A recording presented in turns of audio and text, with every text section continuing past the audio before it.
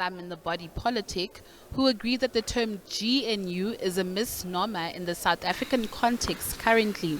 I would say that the current context, and I had said this before, the current context in 2024 does not necessitate a GNU. It did not necessitate a GNU at all. It just necessitated the ruling party to be bold enough to select the political parties that they would best work with and choose them and move with them. It would have been much quicker and swifter. Because if, for example, there are parties that the ANC could have just gone into coalition one-on-one with, in some cases, they could have chosen two, at the most three.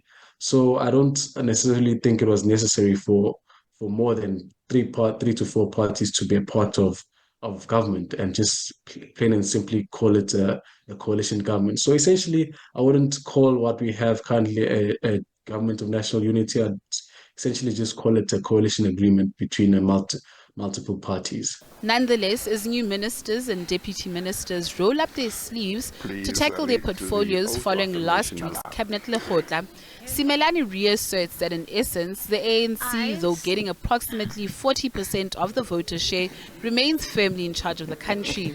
ANC lost the election, but they won the negotiations, right? And I think that is true even in this case, because if you look at how the important positions within the cabinet and the large executive were distributed, they were strongly in favor of the ANC maintaining power and the dominance in government. And so one would be inclined to agree that the power distribution is slightly in favor of largely in favor of the ANC in this regard. Asked if it would be easy for the GNU partners to hold each other accountable as they are all in government, this is what Simelane had to say.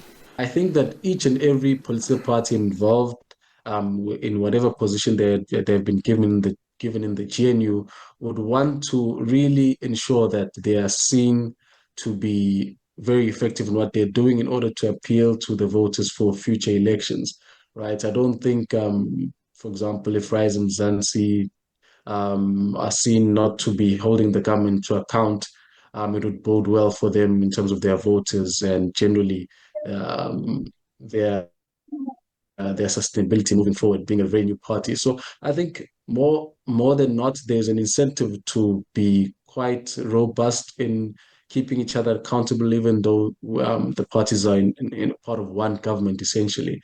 The hope is that the GNU marriage of 5 years will last. This will entail signatories putting aside their political differences and addressing the development agenda of the country.